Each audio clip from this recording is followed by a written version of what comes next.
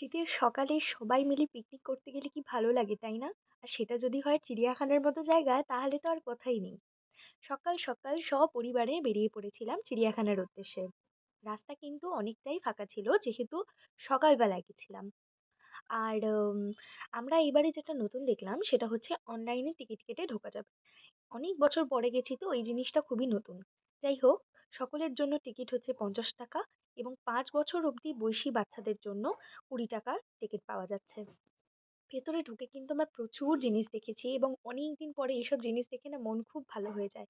তারপরে আমরা একটু বসি, রেস্ট করি আর ব্রেকফাস্ট করি। তারপরে ব্রেকফাস্টের পরে যেহেতু আরো কিছু জিনিস বাকি ছিল, সেই জিনিসগুলো আমরা দেখি।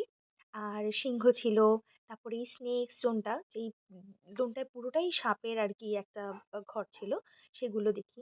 অনেক স্কুল থেকে বাচ্চারা এসেছিল, দেখে না নিজের স্কুলের অনেক কথা মনে পড়ে যায়। তারপরে আমরা দুপুরের লাঞ্চে বসি কারণ অনেকটাই বেলা হয়ে গেছিল। তারপরে এটা আমাদের বাড়ি থেকে নিয়ে যাওয়া হয়েছিল। যেহেতু সেখানে প্লাস্টিক অ্যালাউড ছিল না, তো আমরা কন্টেনারে করেই নিয়ে গেছিলাম। আর এটা হচ্ছে আমাদের ফেরার পথ। দেখা হবে আবার নেক্সট ভ্লগে। টাটা।